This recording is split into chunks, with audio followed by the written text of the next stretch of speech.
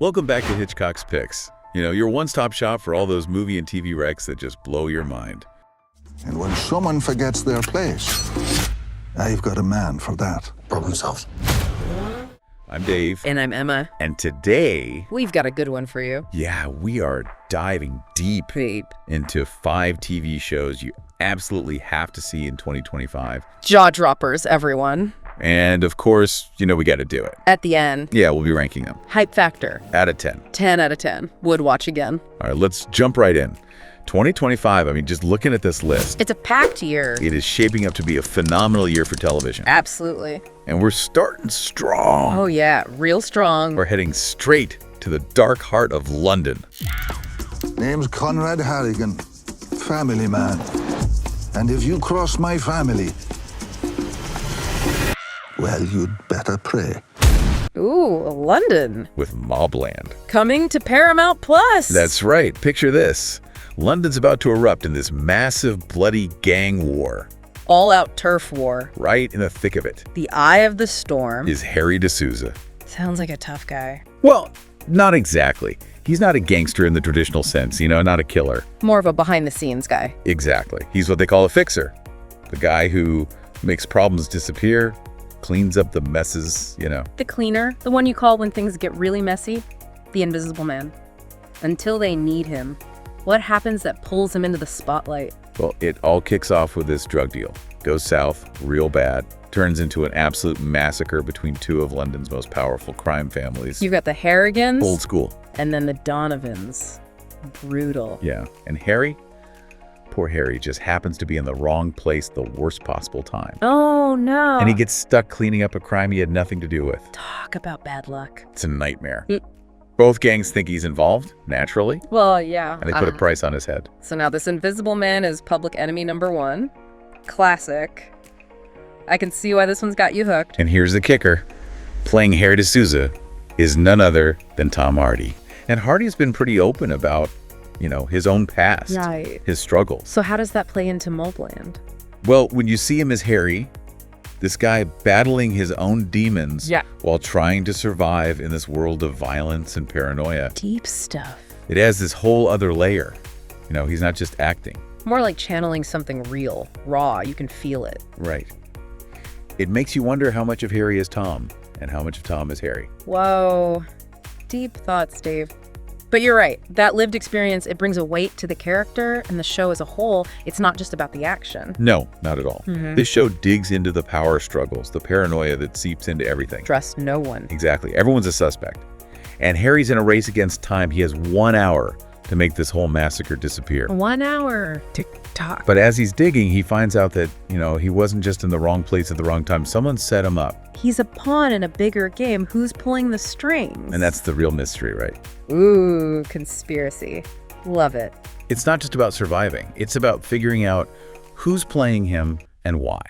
So we've got the gritty realism of something like Peaky Blinders, mixed with the twisty tension of The Departed.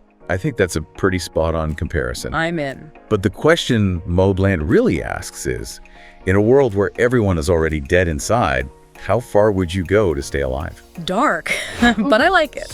For hype factor, I'm giving Tom Hardy's performance a 10 out of 10. No arguments here. Grit factor, I'm going with a 9. Solid 9.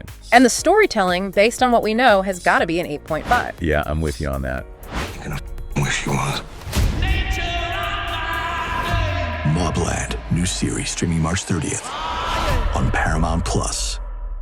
What's going on? I'm going to start off with asking you. Do you know a girl called Katie Leonard? Yeah? So moving on from the grime and grit of London, Emma, let's shift gears to something a little different. Adolescence. Okay, switching it up. Where are we headed now? Small town in England. But trust me, it gets dark. Sounds ominous. How so? It all starts with a murder.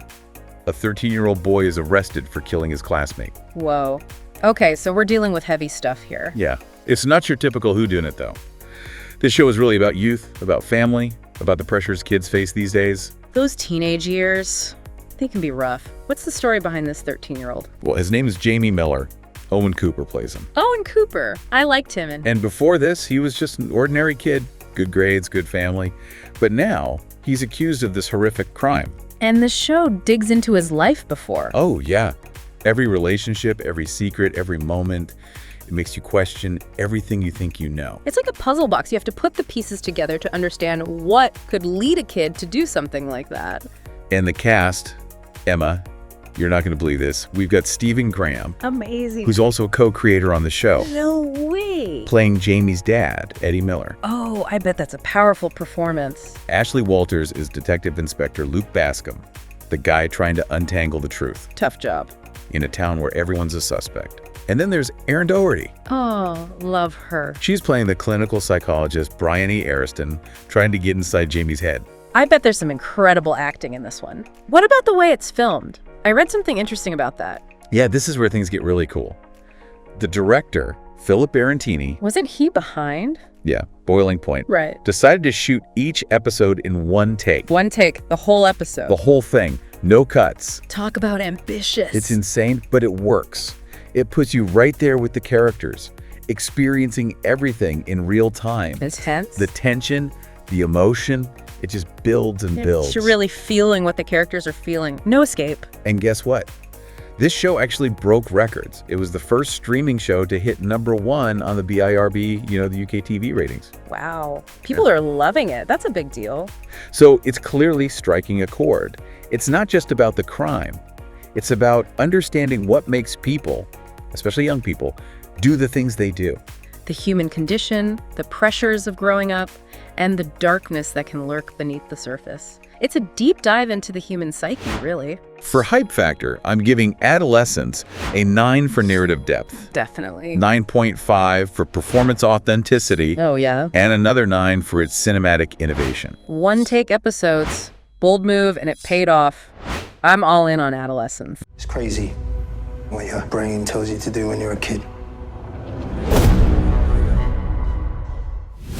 Someone like Penguin to Rise. Exactly. And the Penguin, played by Colin Farrell. Colin Farrell. How? He is unrecognizable, trust me. Yeah, now I gotta see this. Hungry, ambitious player in this underworld power struggle. So we're seeing his rise to power. More of a crime epic like Boardwalk Empire or The Sopranos. Yeah, it's got that vibe. It's about the inner workings of organized crime, the betrayals, the alliances, the struggle for control. And Colin Farrell, like he said, unrecognizable. But can he pull it off? Oh, he more than pulls it off. He becomes a penguin. The atmosphere, that Gotham crime world feel, 9.5 for me. And the grit, the realism, gotta give it a 9. I'm so ready for this one. Brigham Young trying to make his kingdom. President tries to stomp it out. Okay, let's switch gears completely. What's next on our list? We're heading back in time for this one. To 1857, to the American frontier. Okay, a historical drama. Always down for those. What's it called? American Primeval, coming to Netflix in 2025. American Primeval, huh? Sounds like it could be a lot of things. Yeah, and it's not your typical Western.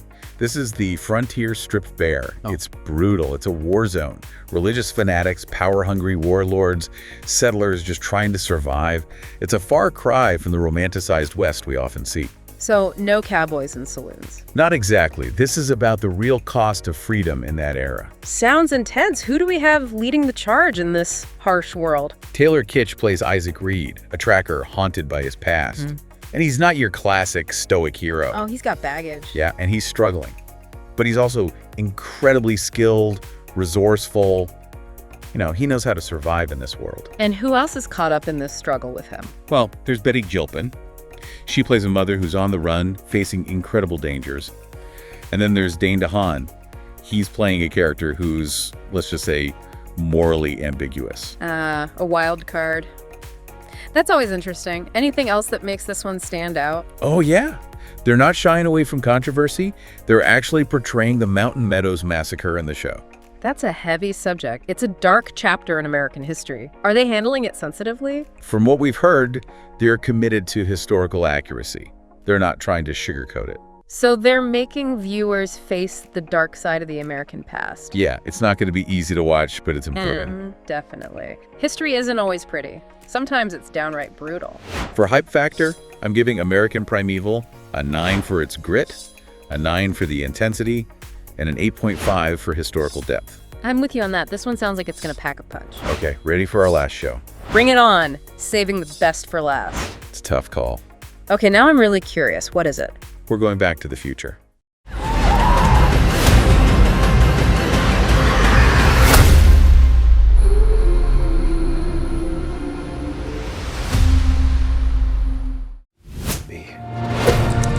Hello, is anyone there? Is the board on? It's Marquez from Macro. Or at least back to the present. Back to the present! I'm confused. This one is a returning champion.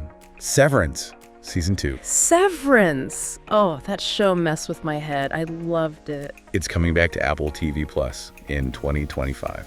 Mark your calendars, people. Catch up on Season 1 if you haven't already. For those who missed it, what was Severance all about? All right, quick recap.